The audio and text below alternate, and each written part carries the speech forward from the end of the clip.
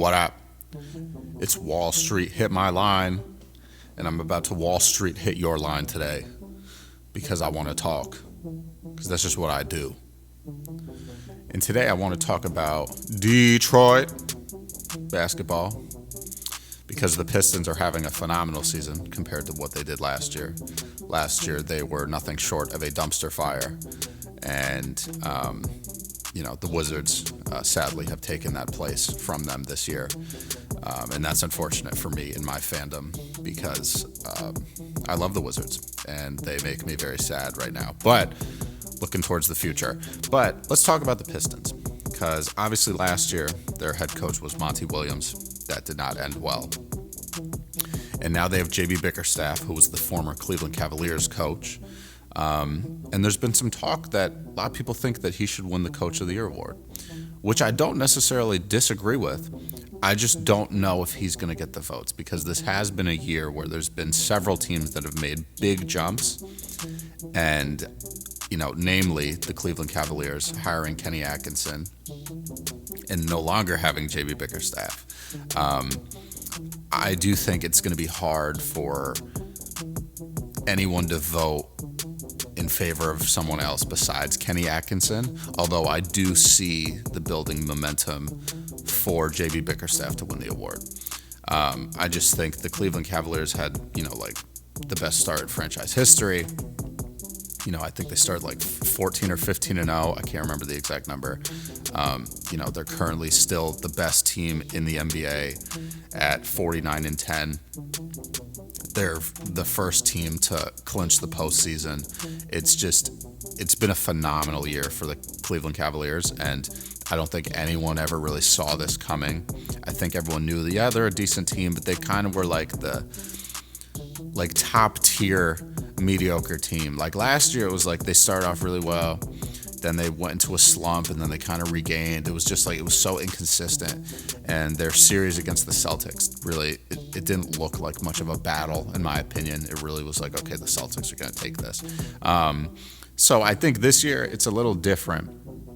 It's definitely a little different. I really do think that the Cavs have a strong chance to upset the Celtics. Obviously, after the game they played against them the other day, where they came back from I think it was a 20-plus deficit to beat the Celtics. I see a lot of potential for them to actually make it to the Eastern Conference Finals and win and make it to the NBA Finals this year. I really do have a lot of faith in Donovan Mitchell and Darius Garland and Evan Mobley, Jared Allen. The fact that they went out and they got DeAndre Hunter, trading away Georges Niang and Karis LeVert. I think they've made an incredibly smart decision, and they've made tons of smart decisions throughout the season in terms of who they play, how they play them, matchups, all that stuff. So I do think it's going to be incredibly difficult to not give the Coach of the Year award to Kenny Atkinson. However, let's talk about Detroit now. Detroit just went on an 8-game win streak. It was sadly broken by the Denver Nuggets. And, Cade Cunningham was a first-time All-Star this year. He is leading the team in scoring at 25.2 points per game, 9.4 assists. He's averaging quite a bit of turnovers, but his assist-to-turnover ratio is 2.1. Not the best, but, the fact that he's getting this type of production out of Cade is great. And Cade's performing defensively, too. A steal a game and 0.8 blocks per game. This has really been an incredible season for Cade Cunningham, and I think this is a season from Cade that a lot of Pistons fans and NBA fans in general have been waiting to see from him. And it's clearly shown now, he's the real deal. He was worth that number one pick. And, he's going to be the guy that's leading this team in the future.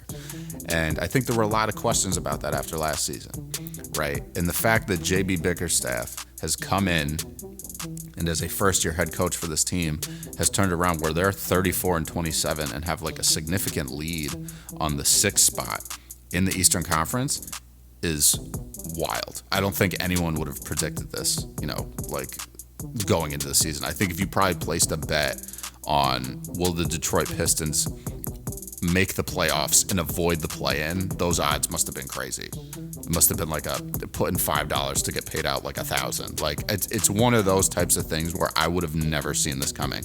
I did think they had potential to make the play-in, and they were kind of like, jockey their position and try to figure out like, can we make it in as a 7 seed or an 8 seed and, have a good playoff series, right? I honestly wouldn't be surprised if the season ended today, right? The New York Knicks are the 3rd seed in the East, and the Detroit Pistons are the 6th seed. I would not be surprised if that series went to 6 or 7 games, right? I still think I'd have to give the edge to the New York Knicks just because I don't know who on the Pistons side is really going to be able to shut down Karl Anthony. Excuse me.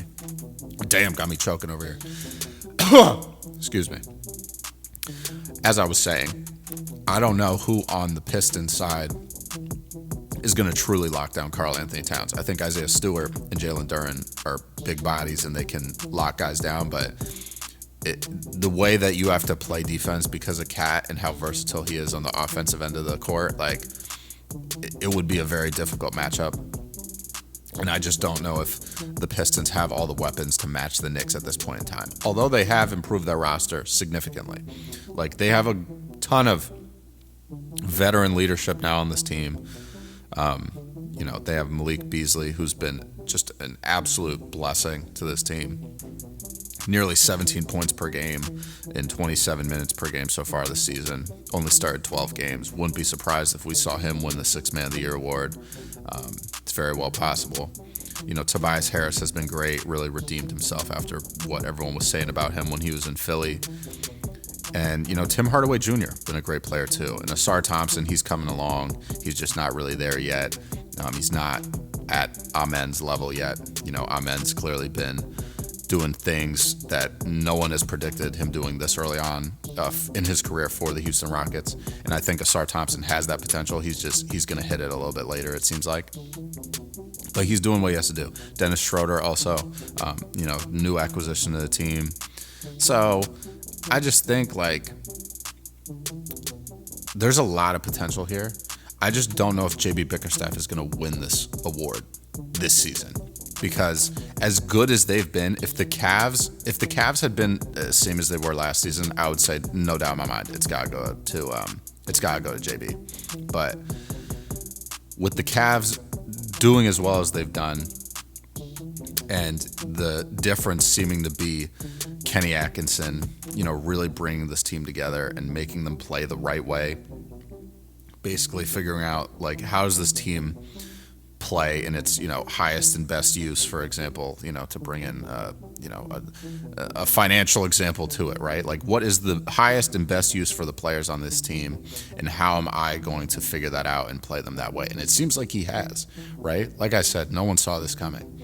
So as much as I love what the Pistons have done, and I could only hope that my Washington Wizards can do something like this next season or the season after that, I just think the award's probably going to go to Kenny Atkinson. But JB Bickerstaff, will he get votes? Absolutely. He'll certainly get votes. I think if I was voting, it would be a tough decision for me personally because, what's more impressive? Bringing a team from being the worst team in the league to being a solidified playoff team, basically in March, you're getting close to the end of the regular season. Am I voting for that, or am I voting for a guy who brought a, top 4 team in the East last year to the outright number 1 team in the NBA, right? They're both significant jumps. What's a bigger jump, and what are people going to vote for, really is the question, right? So